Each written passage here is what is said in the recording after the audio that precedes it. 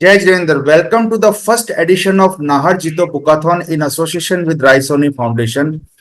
आज आपके सामने इस 108 ऑथर और 108 किताबों की श्रृंखला में हम लेके आए हैं श्री गौतम जी जैन, जो कि चैप्टर चेयरमैन है रांची जीतो चैप्टर के और एक जाने माने विशेषज्ञ हैं फाइनेंस के विषय में। पिछले 25 सालों से इनकी कंपनी 4,000 करोड़ से भी ज्यादा असेट मैनेज कर रही है। माइक्रो फाइनेंस के दिग्गज हैं, वेदिका क्रेडिट कैपिटल लिमिटेड के फाउंडर हैं और पूरा परिवार फाइनेंस के क्षेत्र में काम कर रहा है। इलेक्ट्रिक व्हीकल की फाइनेंसिंग में भी ये काम कर रहे हैं और इन्होंने अपने जीवन के निचोड़ को, जीवन की अनुभव को एक किताब में ढाला है और उस किताब के बारे में आज हम बात करेंगे। श्री गौतम जी जैन ऑथर हैं ऐसी 3 गलतियां जो आप अगर ना करें तो आप भी फाइनेंस में सक्सेसफुल हो सकते हैं। जी हाँ दोस्तों, फाइनेंस ब्लड है हमारी बॉडी का।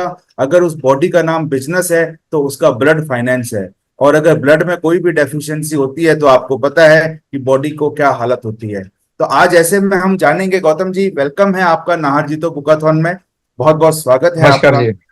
थैंक यू नमस्कार। और नमस्कार। आप हमें सभी दर्शकों को, सभी बुक लवर को, ये ओपन टू ऑल इनिशिएटिव है। जीतो का एक बड़ा पिलर है नॉलेज, और उस नॉलेज को हम कैरी करते हैं हर समय एज ए फाउंडर पिलर। तो आप ये बताइए कि इस किताब को लिखने की प्रेरणा आपको कैसे मिली? आप व्यस्त व्यवसायी हैं, इसके बीच में आपने कैसे समय निकाला और क्यों आपने इस किताब की रचना करी, और इस किताब के बारे में थोड़ा सा बताएं। धन्यवाद ऋषभ भाई।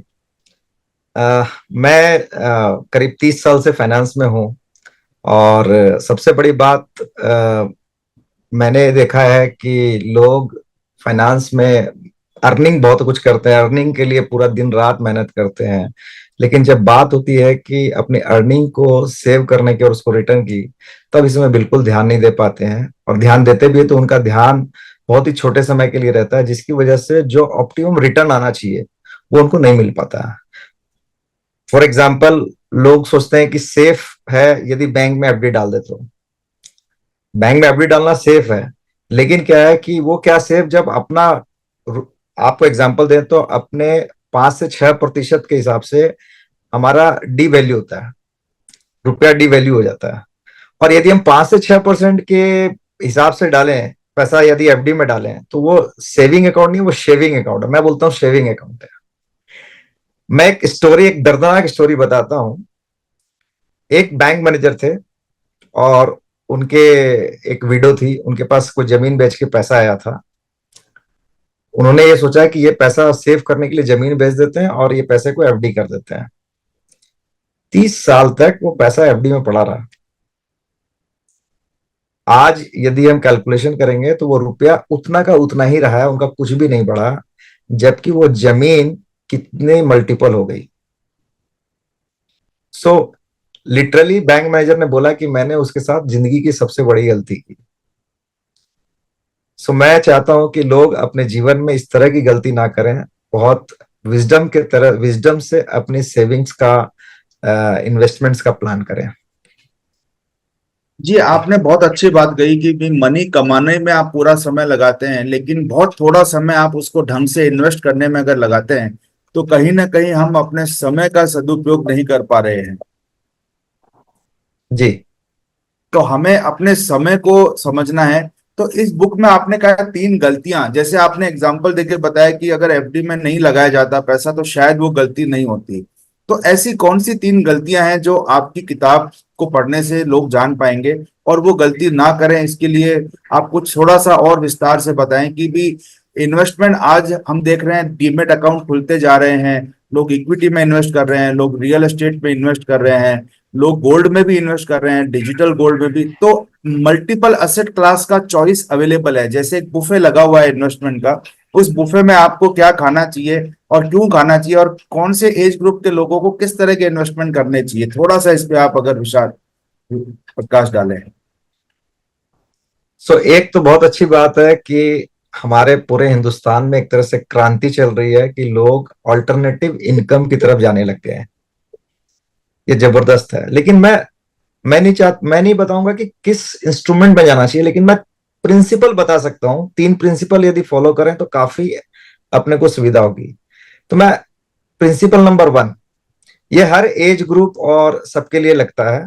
फॉर एग्जाम्पल, ऋषभ भाई आपकी एज क्या है? मेरी एज 47 है। ऐसे पूछना तो नहीं चाहिए था। सो मैं जी, सिंपल कोई बोलता दिक्कत। हूँ। सिंपल सा मैं बोलता हूं कि यदि आपकी एज 47 है तो आप 53% ऑफ योर रुपीज, आपके जितने भी सेविंग्स है उसको आप रिस्क में डाल सकते हैं। अच्छा। मतलब क्योंकि आपकी एज काफी है, हम ये समझते हैं कि एवरेज मान लें हम मैक्सिमम 100 साल जीने वाले हैं, तो मेरे पास रिस्क लेने की कैपेसिटी क्या है। जी। एफडी में डिपॉजिट करना हायर एज के लोगों के लिए ठीक है, लेकिन आपके लिए आज 53% रुपीज आप आराम से रिस्क फंड में डाल सकते हैं। दूसरा है जी। कि अब हमको इन्वेस्टमेंट करना चाहिए तो मिनिमम रिटर्न क्या चाहिए, दूसरा प्रश्न आप में यह जी। आएगा। तो कम से कम twice of the inflation rate हमारा होना चाहिए। फॉर एग्जाम्पल लेते हैं कि हमारा इन्फ्लेशन रेट पिछले कुछ समय का करीब 5.6% है, तो जी। हमारा जो भी यदि हम इन्वेस्टमेंट करने जा रहे हैं वो 11.5% के आसपास होना चाहिए। यदि इससे कम है तो हम नेगेटिव की तरफ जा रहे हैं, इससे ऊपर है तो हम पॉजिटिव की तरफ जा रहे हैं। और तीसरा, जी। चूंकि हमने कोविड जैसी साइकिल देखी है और किसी के साथ कुछ भी इमरजेंसी टाइप हो जाता है, तो हमारे को 1 साल जितना फंड एक लिक्विड की तरह रहना चाहिए कि जब रिक्वायर्ड हो तो मिल जाए, जिससे हमारे अकस्मात जरूरत को हम पूरी कर सकें। तो मैं 3 चीज पे मोटा मोटा बताता हूँ कि ये 3 प्रिंसिपल हम लोगों को फॉलो करना चाहिए। इन्वेस्टमेंट का इंस्ट्रूमेंट कुछ भी हो सकता है, लेकिन ये 3 चीज को हम ध्यान रख सकते हैं। बहुत अच्छा गौतम जी, आपने एक सिंपल तरीके से जैसे बताया कि जैसे जैसे एज बढ़ती है रिस्क प्रोफाइल आपका घटता है, जैसे लेकिन जो अर्ली एज में जो दर्शक अभी यंग हैं, कॉलेज गोइंग है, उनको रिस्क लेना चाहिए। उनको एफडी जैसे जो रिस्क फ्री इंस्ट्रूमेंट है उसके बजाय उनको ऐसे इंस्ट्रूमेंट में लगाना चाहिए या ऐसे एवेन्यूज में लगाना चाहिए पैसा जहाँ पे वो बढ़ सके। तो अभी भी हम जो बात करते हैं कि कोई भी व्यक्ति जब इन्वेस्ट करता है इसको वो किसी के साथ डिस्कस नहीं करना चाहता। एक ऐसा एक ऐसी व्यवस्था बनी हुई है समाज में कि इसको एक टैबू की तरह देखा जाता है। मनी को कहीं लगाना है तो लोग तुरंत डिसीजन ले लेते हैं या डिसीजन ही नहीं लेते हैं। मतलब इसके ऊपर दोनों एक्सट्रीम में लोग रहते हैं, ऐसा क्यों है? सो एक ऋषभ जी अपने को समझना पड़ेगा कि मैं आपको और एक मेरी स्टडी बताता हूं कि लोगों को पता ही नहीं है कि उनके एसेट कितने हैं। जी। मतलब हम लोग ड्यूरिंग आवर बिजनेस साइकिल हम इन एसेट खरीदते रहते हैं, वो गोल्ड भी हो सकता है, वो लैंड भी हो सकता है, वो एफडी भी हो सकता है, कुछ भी हो सकता है। लेकिन जी। हमारे को एक जगह पता ही नहीं है कि हम कहाँ कहाँ क्या है मेरा, पहला चीज तो ये है।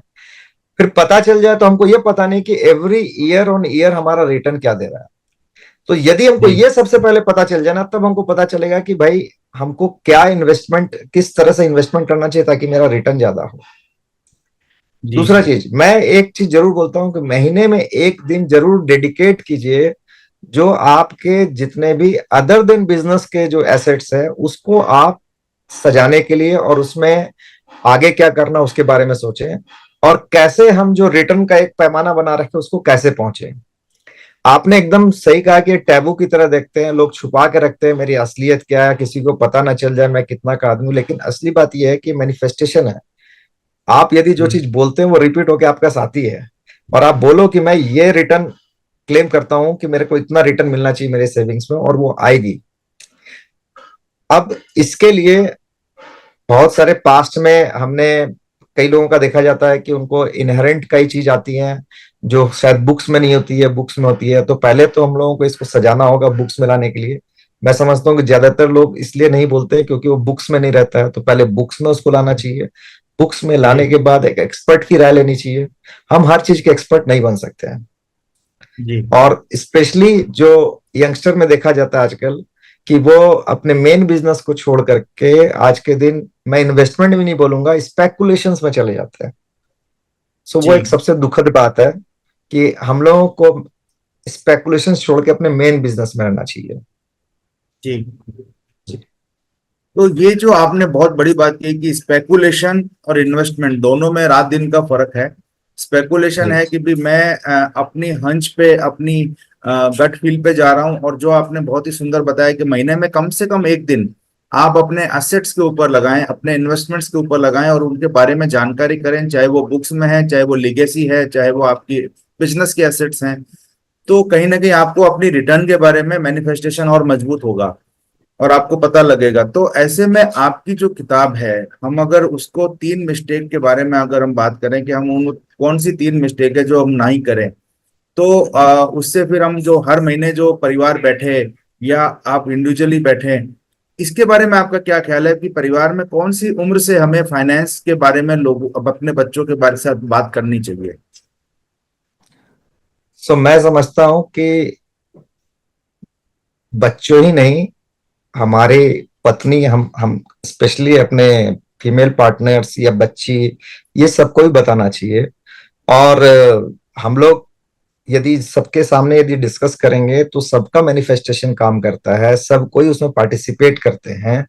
और जी। ये तो पक्का है कि, और मैं एक चीज और बताना चाहूंगा कि अकस्मात कुछ हो जाने पर हमारे को मेरा एसेट एंड लायबिलिटी का हिसाब भी हमारे आगे आने वाले जनरेशन को पता नहीं चलता है। तो ये जरूर करना चाहिए हम लोगों को, अपने आने वाले हमारे हमारा हम क्या स्टेटस में, ये सबको पता भी होना चाहिए। एक्चुअली जहां तक लेन देन या इन्वेस्टमेंट की बात आती है, बहुत सारी ऑर्थोडॉक्स कंजर्वेटिव फैमिलीज में देखा गया है कि मेल डोमिनेशन है, घर में एक या दो सदस्यों को पता होता है। और अकस्मात कुछ हो जाने पर, अब कोविड के बाद जो है लाइफ की फ्रेजिलिटी थोड़ी सी बढ़ी है, रिस्क थोड़ी सी बढ़ी है और लोग प्रिपेयर्ड नहीं है उस सिचुएशन के लिए। और उसका फायदा फिर उन लोगों को मिलता है जिनके पास वो एक्सेस है, असेट का कब्जा है या नॉलेज है, तो वो उसका बेनिफिट ले जाते हैं और रियल बेनिफिशियरी वंचित रह जाते हैं। तो ऐसे में आपने बहुत सही कहा कि ये बात जितनी आप अपने परिवार को, अपने इनर सर्किल को बताएंगे, उतना आपको फायदा होगा। एक आपने और बात कही आउटर सर्किल एक्सपर्ट की। देखिए, एक एक्सपर्ट एडवाइजर, जैसे आज मुझे अगर कार चलानी नहीं आती तो मैं ड्राइवर रखता हूँ, इसी तरह से अगर मुझे फाइनेंस को ड्राइव करना नहीं आता तो मुझे एडवाइजर की जरूरत होती है, वरना मैं एक्सीडेंट करूंगा। तो ऐसे में आप क्या कहेंगे कि एडवाइजर की पहचान कैसे की जाए? कौन एडवाइजर है, कौन एडवाइजर नहीं है? आप सो तो खुद एक एडवाइजर हैं, अपने लोगों को एडवाइस करते हैं और छोटे छोटे लोगों को एडवाइस करते हैं जिनके पास नॉलेज भी नहीं है, जिनके पास साक्षरता भी नहीं है, आप उन लोगों को फाइनेंस प्रोवाइड करते हैं। तो बहुत बड़ा काम कर रहे हैं आप। सो मैं इसको बोलता हूं कि हम क्या चाहते हैं उसकी एक जर्नी होती है। फॉर एग्जाम्पल, मैं यदि म्यूचुअल फंड में करना चाहता हूं तो म्यूचुअल फंड में हमारे और इर्द गिर्द में किन्होंने अच्छे रिटर्न प्राप्त किए, हम लैंड में करते हैं तो लैंड में किसके गाइडेंस से किया, इस तरह से बहुत सारे एडवाइजर्स अवेलेबल रहते हैं। तो जिस एडवाइजर से दूसरे फायदा उठा रहे हैं और सेटिस्फाइड हैं, हम उनमें से किसी को ट्राई कर सकते हैं, बजाय कि हम बिना जाने हुए किसी के पास जाएं। जी। तो जैसे डॉक्टर का चुनाव करते हैं, जिस जिस डॉक्टर हाँ से हमारे को अच्छा लगता है हम उसको अपना डॉक्टर मान लेते हैं और वो हमारा इलाज करता है। तो ऐसे जी। में आप बताइए कि क्या ऐसे मौके भी हमारे यूथ के पास है कि वो फाइनेंशियल एडवाइजर बन सकते हैं कुछ ऐसी शिक्षा लेकर? और आने वाले समय में फाइनेंशियल एडवाइजर की डिमांड बढ़ रही है, घट रही है? थोड़ा सा ये out of the syllabus topic है, बट इसके बारे में भी आपका व्यू जानना चाहता हूँ। सो बहुत ही सुंदर क्वेश्चन है ऋषभ भाई। मैं आपको एक चीज बताऊंगा कि हमारी इकोनॉमी $5 ट्रिलियन के आसपास के लिए पहुंच चुकी है और जी। 2030 तक ये $10 ट्रिलियन हो जाएगी। राइट। मैं एक दो ये डेटा से आपको ये बताना चाह रहा हूं कि जितनी बड़ी इकोनॉमी होगी उतना बड़ा फंड का मैनेजमेंट चलेगा। कल हम और यस। आप आज जहां पर भी है, आज से 4 गुना 5 गुना हम लोगों को होना पड़ेगा, तभी हम इकोनॉमी में कंट्रीब्यूट कर ऑटोमेटिकली हो सकते हैं। जाएंगे, एवरेज ग्रोथ से हो जाएंगे। और यदि ये होना है तो हमारी इनकम भी उस हिसाब से ग्रो करेगी। यस। और इनकम ग्रो करेगी तो पूरे इंडिया में एक तरह से हमारे एसेट को मैनेजमेंट करने के लिए लोग चाहिए, एक्सपर्ट्स चाहिए। तो मेरे को तो जी। लगता है इतना बड़ा स्कोप हमारे यूथ के लिए इन्वेस्टमेंट एडवाइजर बनने का, तो वो मतलब मैं तो बोलता हूँ कि ये आने वाले 10 साल, न भूतो न भविष्य, भविष्य का पता नहीं, भूतो तो था नहीं, तो ये बहुत अच्छा जबरदस्त आपने कहा। स्कोप। मतलब 3 ट्रिलियन से 30 ट्रिलियन अगर मून शॉट है तो 10 ट्रिलियन तो दिखाई दे रहा है 2030 तक। तो ऐसे में जितना वेल्थ का फ्लो बढ़ेगा, इन्वेस्टमेंट सरप्लस, कैश फ्लो, तो आपको मैनेज करने के लिए मैनेजर्स लगेंगे। तो ये बहुत खुशी हुई आपसे समझ के कि भी फाइनेंस, लेकिन फाइनेंस है क्या? क्या इंटरेस्ट अर्न करना फाइनेंस है? क्या मनी को ग्रो करना फाइनेंस है? मतलब what is finance? So finance यदि हम बोलेंगे तो सबके अलग अलग मायने होते हैं, लेकिन चूंकि आज हम मेरी बुक की बात कर रहे हैं तो हम ये बोल रहे हैं हमारी जी। Passive income. मतलब हाँ। हम अपने अपने अपने इनकम का कैसे व्यवस्थित रूप से पैसा लगाएं जिससे वो मेरा मेरा पैसा मेरे को कमा के दे। मैं इस पे यहां पर इस मायने में बोलना चाहता हूं। तो बहुत सही ये आपने कहा, पैस man should not work, money should work harder than yes. Man. तो एक बहुत अच्छी किताब है रॉबर्ट कावासाकी की, आपसे मेरी चर्चा भी हुई थी, जिसमें उन्होंने बताया कि 4 तरह के क्वाड्रेंट होते हैं। पहला होता जी। है, वो होता है सैलरीड का, जिसमें लोग काम करते हैं तो तनख्वाह मिलती है। दूसरा क्वाड्रेंट होता है, वो होता है सेल्फ एम्प्लॉयड नॉन प्रोफेशनल का, जैसे वकील डॉक्टर, काम करेंगे तो पैसा मिलेगा नहीं तो नहीं मिलेगा। तीसरा होता है बिजनेसमैन, जिसको बिजनेस से अर्निंग होती है। चौथा होता है इन्वेस्टर। ये बुक उस इन्वेस्टर के लिए है जिसका पैसा उसके लिए काम करता है और वो कमा कमा के देता है मेरे बिना एफर्ट के। तो मैं चाहता हूं कि हमारे हर कोई, हर भाई बंद के पैसिव इनकम इतने आने चाहिए जिससे वो आराम से अपना खर्च चला सके, और बिजनेस का तो मजा ही ये अलग जो हो जाएगा फिर। एकदम आपने सही कहा कि जो बेसिक्स है हमारे, जिसको हम कहते हैं रोटी कपड़ा मकान या बेसिक सुविधाएं, आजकल इंटरनेट ब्रॉडबैंड भी उसी में आ गया, हम्म। आपके ट्रेवल वगैरह, तो अगर वो सारे खर्चे आपके पैसिव इनकम से निकले हैं और फिर आप एक्टिव कुछ भी कर सकते हैं, आप चाहे डॉक्टर हैं, वकील हैं, या आप एक किसान हैं, या आप एक छोटी फैक्ट्री चला रहे हैं, तो आप हर आदमी इन्वेस्टर है और हर आदमी अपना कुछ न कुछ कर्म भी कर रहा है। लेकिन इन्वेस्टर वो तभी सक्सेसफुल होगा आपके हिसाब से जब वो इन्वेस्टर क्वाड्रेंट में अपनी मनी को तेज गति से काम करवाए, अपनी मनी को वो तिजोरी में सुला के ना रखे, एफडी में, अर्ध निद्रा में ना रखे, मूर्छा में ना रखे। तो ये मूर्छा दूर करने का काम आपकी किताब कर रही है, और इस मूर्छा को दूर करना हमारे देश के लिए भी बहुत जरूरी है, और हर इंसान के लिए जरूरी है, हर व्यक्ति के लिए जरूरी है। तो गौतम जी, ये जो आपने किताब लिखी, अब मैं थोड़ा सा इस किताब की लिखने के समय के बारे में बात करूंगा कि आपने इस किताब को बहुत छोटा लिखा। आजकल मैं देखता हूँ बहुत सारे ऑथर बड़ी बड़ी किताबें लिखते हैं, वॉल्यूम्स पे वॉल्यूम निकाल देते हैं। इवन फाइनेंस की एक बेंजामिन ग्राहम की किताब है, वो मैं हमेशा देखता हूँ कि वो पढ़ नहीं पाता हूँ, देखता जरूर हूँ। तो ऐसे में मतलब आपने इतनी छोटी किताब लिखी, इसके पीछे क्या उद्देश्य रहा? सो बेसिकली तथ्य जो होता है वो समझ में आना चाहिए। फाइनेंस इतना इजी सब्जेक्ट है, इतना इजी सब्जेक्ट है कि हर कोई के समझ में, क्योंकि हम लोग बचपन से फाइनेंस देखते हैं। तो लेकिन जो उसका जो तथ्य है कि फाइनेंस या इन्वेस्टमेंट हम कैसे करें, वो बहुत ही छोटा है। 3 पॉइंट में मैंने समेट कर रखा, मेजर पॉइंट लिया है, और इसको करने से हमारे लाइफ में इफेक्ट आए, मैं वो चाहता हूं। तो हर भाई हमारा इस 3 जो है इनसे प्रिंसिपल को अपने आप में अडॉप्ट करे और आगे बढ़े, मेरा ये इच्छा है। ये नहीं कि वो किताब में ही खो जाए, इतनी इतनी चीजें रहे। तो जिस्ट में मैंने जी बताया। हाँ। तो आपने छोटे से कहते हैं ना कि सतसैया के दोहरे, जो नावक के तीर देखन में छोटे लगे, घाव करे गंभीर।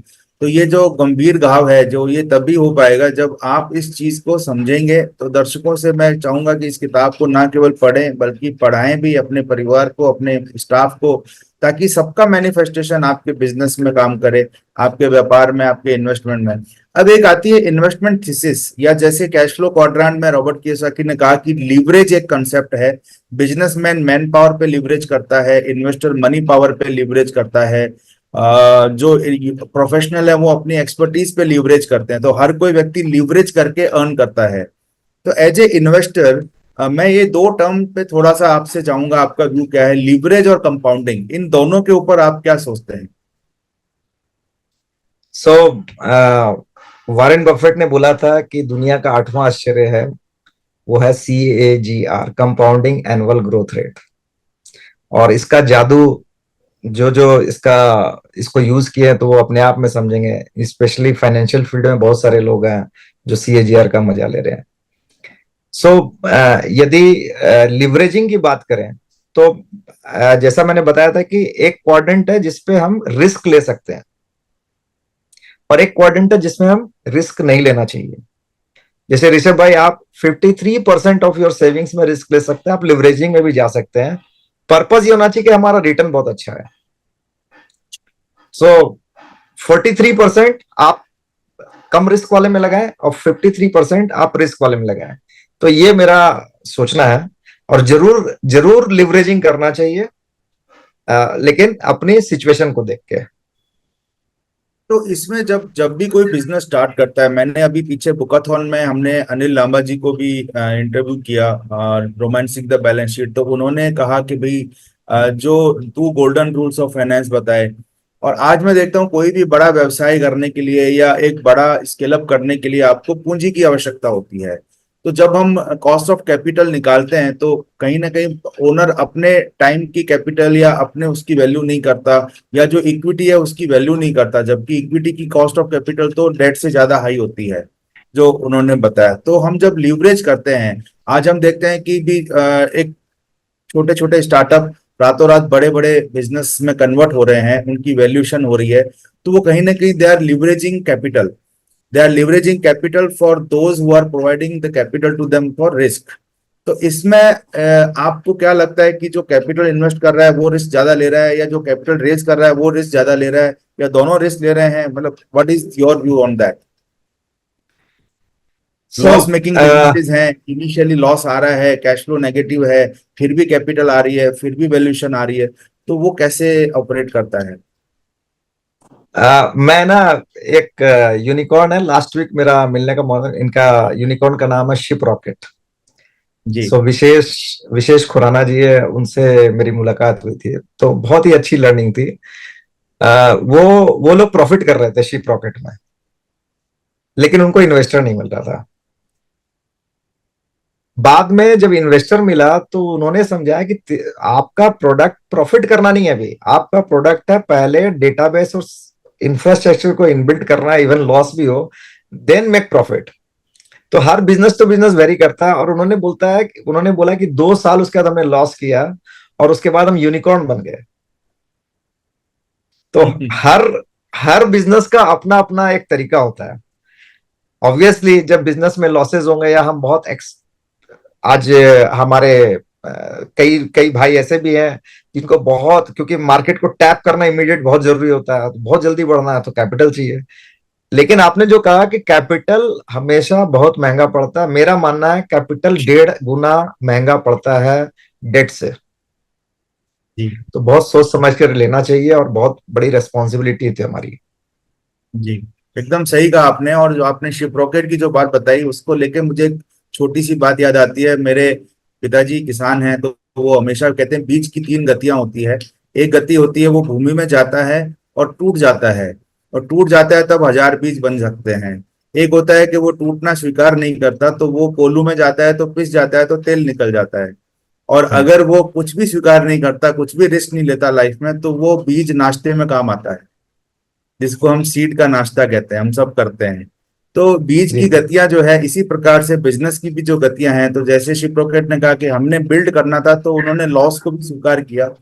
उन्होंने तो वो फिर आज यूनिकॉर्न बन गए। तो कहीं ना कहीं रिस्क तो लेना ही पड़ेगा। और लेकिन अगर कैलकुलेटेड रिस्क लिया जाए, रिस्पॉन्सिबिलिटी के साथ रिस्क लिया जाए, और उसके साथ साथ टीम वर्क भी किया जाए, तो आज आप इतना बड़ा व्यवसाय चलाते हैं, तो टीम वर्क को लेके आपका क्या विचार है कि टीम की क्या आवश्यकता है, और टीम को कैसे, मतलब कितनी जरूरत है टीम की? सो मैं आपको बताता हूं कि बिना टीम के कुछ भी नहीं है, और हमारी टीम हमारी फैमिली होती है। तो एज ए बिजनेस ओनर मेरा सबसे बड़ा जो काम होता है वो मेरा टीम का ध्यान रखना, उसका मोमेंटम अप रखना, उसके प्रॉब्लम को रिजॉल्व करना, और उनको छूट देना कि कितनी बड़ी खेल सकता है खेल, वी आर देयर। तो टीम खूब मोटिवेटेड होनी चाहिए, एंड आई एम ब्लेस्ड, मैं छोटी जगह से हूँ, रांची से हूँ। और यहाँ पर शुरू मेरे को लगता था कि मैं कहाँ आ गया, यहाँ पर कोई भी टैलेंट नहीं मिलता है। लेकिन आज मैं बहुत मतलब ग्रेटिट्यूड है मेरी टीम के प्रति। आज वो छोटी जगह से होने के बावजूद किसी बड़ी जगह से कम के नहीं है, और वो इसको अपना घर ही समझते हैं। जी, तो टीम सब कुछ बहुत है अच्छा सर। आपने कहा। परिवार, टीम को परिवार समझना, टीम आपके बिजनेस को अपना घर समझे और प्रॉब्लम को सॉल्व करना। तो ये आपने ये नगेट्स जो दिए, ये सारे विजडम के सूत्र हैं। इन सूत्रों को समेटकर हर व्यक्ति जो आज इस सेशन को सुन रहा है, वो आपकी बुक अमेजोन पे अवेलेबल है। दर्शकों, डिस्क्रिप्शन में हम आपको लिंक दे देंगे, आप बुक को परचेज कर सकते हैं वहां से। And then you can also try to meet the author if you get a chance. हमारे जीतो के मेंबर हैं गौतम जी। और गौतम जी, जो आपने जो कहा कि ये 3 मिस्टेक, अगेन हम बुक पे बात करें कि बुक्स तो बहुत हैं, बुक्स हमें अच्छी अच्छी चीजों के बारे में बताती है, लेकिन आपने इसका जो शीर्षक रखा, आपने उसमें मिस्टेक डाला। बहुत लोग कहते हैं कि नेगेटिव शीर्षक नहीं होना चाहिए।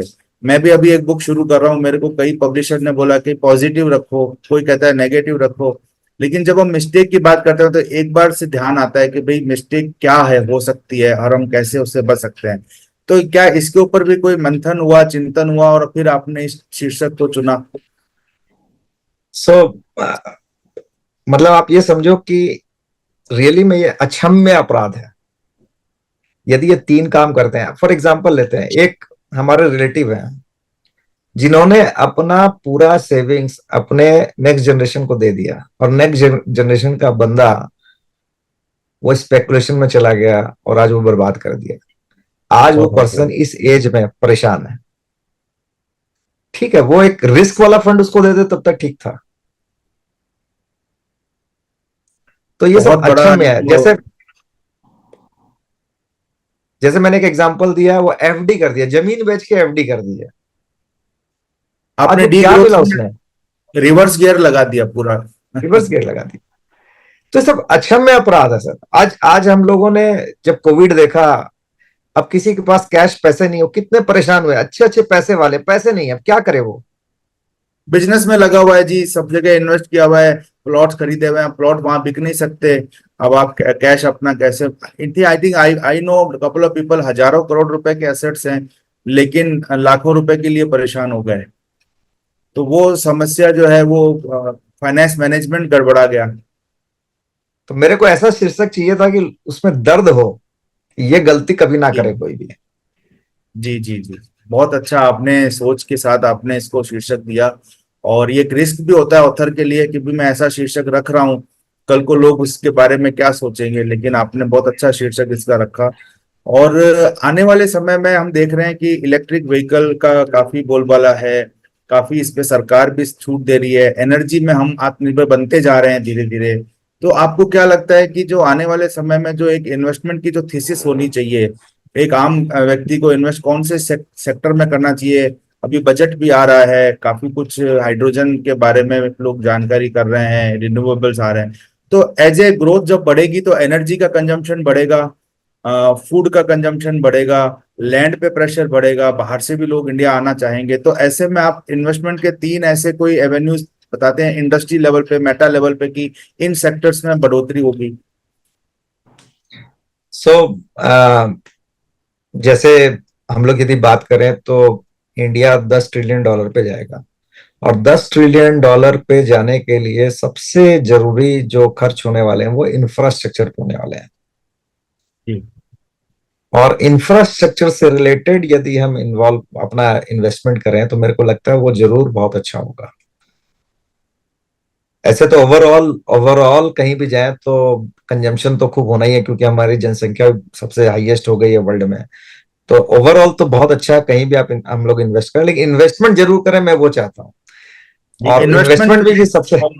हाँ इंफ्रास्ट्रक्चर में ज्यादा करें। आप तो स्टील सिटी से जी हैं, रांची से हैं, तो स्टील, सीमेंट, जी ये सब जो है, एनर्जी, ये पूरे इंफ्रास्ट्रक्चर के पिलर्स हैं। जी तो इनकी डिमांड तो बढ़ने ही वाली है। जी। जी, बहुत अच्छा आपने बताया, और बहुत ही सरल और सुगम तरीके से। अब हम आते हैं वेल्थ इन्वेस्टमेंट के डिस्ट्रीब्यूशन और ट्रांजिशन पे। अभी कई जगह पे बातें चल रही है कि बिलियनियर टैक्स लगाया जाना चाहिए, सुपर रिच पे टैक्स ज्यादा होना चाहिए। चलिए, टैक्स तो इनकम होगी तो टैक्स भी लोग दे देंगे, लेकिन उसमें सबसे इम्पोर्टेंट आता है कि भी इन्वेस्टमेंट हमने किया, जिंदगी भर हमने कमाया, इन्वेस्ट किया, असेट बनाए, अब जब आपने एक एग्जांपल दिया कि किसी ने अपना 100% अपनी नेक्स्ट जनरेशन को अपने जीते जी दे दिया, ये सब्जेक्ट बहुत ही सीरियस सब्जेक्ट है कि हमें अपने ट्रांजिशन ऑफ वेल्थ के बारे में प्लानिंग कैसे करनी चाहिए। अकस्मात किसी का कुछ भी हो सकता है, प्लानिंग भी जरूरी है, देना भी जरूरी है और नहीं देना भी जरूरी है। आज हम देख रहे हैं बड़े बड़े घरानों में, नाम नहीं लेना चाहूंगा, लेकिन बड़े बड़े घरानों में असर देने के बाद में कितना बुरा हाल होता है, कोर्ट कचहरी हो जाती है शुरू। तो वो सब चीजें ना हो, इसके लिए transition of wealth is a very sensitive subject and very टिकली सब्जेक्ट। तो क्या आप इस पे भी कोई किताब लिखेंगे आने वाले समय में? तो ऐसा किताब लिखने का तो मन नहीं है, लेकिन इतना जरूर है कि जिस तरह से बिजनेस इंपॉर्टेंट होता है, उस तरह से सक्सेशन प्लान भी बहुत इंपॉर्टेंट होता है। सक्सेशन प्लान बिजनेस के लिए भी और हमारे वेल्थ के लिए भी। और जब हम चलती में रहते हैं, मतलब हम नॉर्मली लोग क्या करते हैं, जब अंत समय आता है तब इसकी प्लान करते हैं। ये करना चाहिए जितनी जल्दी हो सके उतनी जल्दी। एग्जाम्पल, एक जॉइंट फैमिली है, वहां पर क्लैरिटी नहीं है किसका क्या है, तो बच्चे अपना करने की कोशिश करते हैं या दूसरी जगह जाकर सर्विस करना चाहते हैं, या फिर उटपटांग खर्च करते हैं एक दूसरे को देख करके, क्योंकि वहां क्लैरिटी नहीं है किसका क्या है। लेकिन जब हम जॉइंटली एज ए सक्सेशन, सबको पता है किसका क्या कंट्रीब्यूशन है, किसको क्या मिलेगा नहीं मिलेगा। मुर्गप्पा ग्रुप साउथ इंडिया में है, और वो 100 साल से ज्यादा पुरानी एक फैमिली है। आपको बताएं तो इस पे एक बुक है, 10 कमांडमेंट्स ऑफ फैमिली बिजनेस, एक बुक भी लिखी है कवि रामचंद्र ने। बहुत अच्छी किताब है, जिसपे इस एक तरह से वो मैनुअल है जिसको आप पढ़ के और सारी चीजें समझ सकते हैं और अपने यहाँ इम्प्लीमेंट भी कर सकते हैं। मैंने अपनी फैमिली के लिए किया है, और मैं सही बताता हूँ कि इतनी ट्रांसपेरेंसी और इतना अच्छा लगता है कि अब कोई दिक्कत ही नहीं है। तो आपने जो बहुत अच्छी बात की कि किसी को क्लैरिटी नहीं है, और क्लैरिटी जब तक परिवार के मुखिया ही क्लैरिटी लाते हैं, परिवार के जो एक्टिव सदस्य होते हैं वो सारे परिवार के बारे में फ्यूचर सोच के क्लैरिटी देते हैं, तो ऐसे में बिजनेस बढ़ाने की होड़ में अगर आपने वो साइड को छोड़ दिया तो इसका नुकसान आने वाली पीढ़ी को चुकाना पड़ेगा। आने वाले भविष्य में उसकी दिक्कतें आएंगी, क्योंकि बिजनेस बंट नहीं पाएंगे, झगड़े होंगे, झगड़े में फिर वो सारा कुछ डाउनफॉल में चला जाता है। ऐसे हमने एक नहीं सैकड़ों एग्जाम्पल देखे हैं, बड़े बड़े परिवार, बड़े बड़े एम्पायर, बड़े बड़े बिजनेसेस कोलैप्स कर गए, और एक एक भाई एकदम खत्म हो गए, किसी को कुछ ज्यादा मिल गया, किसी का सब कुछ चला गया, थर्ड पार्टी ने एंजॉय कर लिया। तो एक मारवाड़ी में एक कहावत है कि भी सिर का धन सियाड़िए खाते हैं। तो ये मतलब एक बड़ी अच्छी कहावत किसी ने बनाई है कि भाई अगर आपने उस पर क्लैरिटी नहीं दी तो हर कोई एंजॉय करेगा, लेकिन अकाउंटेबिलिटी रिस्पॉन्सिबिलिटी किसी की भी नहीं है। तो ऐसे में क्लैरिटी देने का समय जो आपने कहा कि लास्ट में जाके समय आता है, तब शायद आपका पूरी तरह से आप मानसिक रूप से तैयार नहीं हो, शारीरिक बीमारियां आपको घेरे हुए है, और तब आप कोई डिसीजन लेते हो, एक आप अपनी हेल्थी माइंडसेट के साथ सबको अलाइन करके लेते हो, तो ये बहुत अच्छा वो हो सकता है। तो इसमें सही सही एज क्या है? मैं अब आप थोड़ा सा क्वेश्चन एज पे आपने कहा कि ऐसे में परिवार के मुखिया को कौन सी एज में ये डिसीजन लेना चाहिए? सो ऋषभ भाई, आप देखेंगे तो हमारे हिंदुस्तान में बिजनेस थर्ड जनरेशन जाते जाते ढीला पड़ जाता है। यदि हम यदि हम आप किसान बैकग्राउंड से हैं, एग्रीकल्चर बैकग्राउंड से, देखिए खेत के कितने बंटवारे हो जाते हैं, जिसके कारण खेती वायबल नहीं रहती है। जी। तो ये तो कोई एज का इंतजार करने का जरूरत नहीं है, जब जागो तब सवेरा, इमीडिएटली करना चाहिए, जी। इमीडिएटली। और मैं हमेशा एक बुक रेफर करता हूँ, 10 कमांडमेंट्स ऑफ फैमिली बिजनेस। ये कवि रामचंद्र की है। इन्होंने पूरा मुर्गप्पा ग्रुप को कंसल्टेंसी, उनकी उनकी स्टडी करके उस बुक को लिखा है। आप उसको पढ़ सकते हैं। बहुत सारे कोचेज अवेलेबल हैं जो आज सक्सेशन पे काम करते हैं। तो ये तो एज सुन एज पॉसिबल करना चाहिए। और ये भी एक टैबू सब्जेक्ट है कि भाई सक्सेशन की बात कौन करे। कहते हैं ना कि भाई बिल्ली के गले में घंटी कौन बांधे, सबसे पहले जो बात करता है उसको अपना बुरा बनने की सबसे बड़ी दिक्कत आती है। तो ऐसे में सक्सेशन प्लानिंग के जो एडवाइजर हैं वो इन्वॉल्व होते हैं, तो प्रोसेस थोड़ी कम पेनफुल होती है, इमोशंस कम होते हैं, लॉजिक ज्यादा काम करता है। तो आजकल जो असेट जिनकी डाइवर्सिफाइड इन्वेस्टमेंट्स है, मल्टीपल जगह पैसा लगा हुआ है, मल्टीपल बिजनेसेस में, ब्रांड्स में आपने इन्वेस्ट किया हुआ है, तो जरूरी नहीं है कि वो इन्वेस्टमेंट इतना आसानी से आप उसको डिस्ट्रीब्यूट कर पाए। तो ये भी एक एडवाइजरी की एक नई स्ट्रीम चालू हुई है जिसको हम सक्सेशन एडवाइजर्स का नाम देते हैं। तो जो अच्छे अच्छे लॉयर्स हैं, अच्छे अच्छे उसमें एडवाइजर्स अवेलेबल हैं, तो उनका भी लीवरेज, उनका भी फायदा लिया जा सकता है, कंसल्टेशन ली जा सकती है। तो ऐसे में जो है आपने इन्वेस्टमेंट की जो राह है उसको आसान कर दिया। आपकी किताब ने एक जागृति लाने का काम किया, एक कैटलिस्ट का काम किया कि भाई कम से कम आप इसके बारे में महीने में एक दिन तो सोचिए। भाई आप रोज नहीं सोच सकते, रोज सोचना भी नहीं चाहिए, वरना आप उसी में लगे रहेंगे, आप बाकी बिजनेस नहीं कर पाएंगे। लेकिन महीने में कम से कम एक दिन आप उस पर सोचिए। तो आज का ये जो दिन है, आज जो ये दर्शक जो ये वीडियो देख रहे हैं, कम से कम आप आज के दिन सोचिए, अपने परिवार को ये वीडियो दिखाइए। गौतम जी के बारे में ज्यादा जानकारी आपको लेनी है, इनकी अपनी वेबसाइट है, तो आप उन पे जाके गौतम जैन को सर्च करेंगे, आपको मिल जाएगी इनकी वेबसाइट। और मैं बता भी देता हूँ, इनकी वेबसाइट का नाम जो है ये है gautamjain.info। यहाँ पे आप गौतम जैन जी के साथ में you can also book A call. आपने ये जो बुक ए कॉल का जो प्रोविजन दिया है, इसके बारे में मैं जानना चाहूंगा कि ये क्या है और ये कैसे ऑपरेट करता है। इसमें आपको ऑटोमेटिकली मेरा कैलेंडर मिल जाएगा, आप कैलेंडर ब्लॉक कर सकते हैं। और मेरा एक ही ध्येय है, कोई प्रोफेशनल मेरा नहीं है। कोई भी भाई यदि कोई भी अपने इसमें राय चाहता है तो आई एम ऑलवेज अवेलेबल। बहुत ही अच्छा, आपने कहा कि ये आपका प्रोफेशन नहीं है, क्योंकि आपका व्यवसाय तो बहुत बड़ा है, आप कर रहे हैं ये, आपने एक तरह से प्रो बोनो एक्टिविटी और आपने अपने आप को अवेलेबल किया। इससे जाहिर होता है कि जो आप कर रहे हैं और जो लोगों को कह रहे हैं, कथनी करनी में भेद नहीं है, क्योंकि आपकी मनी वर्क करती है, आप अवेलेबल हैं। अगर आप वर्क करते हैं तो आपकी मनी अवेलेबल है किसी और के लिए। तो जैसे हम जब एफडी बनाते हैं तो वो मनी किसी और को अवेलेबल हो जाती है, लेकिन जब हम मनी को इन्वेस्ट करते हैं तब मनी हमारे लिए काम करती है। तो आपने बहुत अच्छा जो है वो एग्जाम्पल सेट किया है, सेल्फ खुद से आपने एग्जाम्पल सेट किया। मैं जरूर आपके साथ एक 1-to-1 सेशन कुछ समय बाद बुक करूंगा, और आपसे मिलने का मौका मिलता रहेगा, हमारे दर्शकों को भी। और जो लोग देख रहे हैं नाहर जीतो बुकाथॉन, हमारा उद्देश्य है नॉलेज को फैलाना, नॉलेज को स्प्रेड करना, क्योंकि हम यकीन करते हैं कि नॉलेज से ही हमारा देश आगे बढ़ेगा। नॉलेज के साथ हमारे देश का भविष्य का निर्माण होगा, विकसित भारत का निर्माण होगा, और हम सब उसमें आनंद लेंगे, हमारी आने वाली पीढ़ियां भी उसको एंजॉय करेगी। इसी मंगल भावना के साथ मैं गौतम जी का एक बार फिर नाहर जीतो बुकाथॉन की पूरी टीम की ओर से हार्दिक हार्दिक धन्यवाद करता हूं कि उन्होंने अपना अमूल्य समय, अपना कीमती समय इस सेशन के लिए और बुकाथॉन में पार्टिसिपेट करने के लिए दिया। धन्यवाद गौतम जी। थैंक यू, धन्यवाद जी।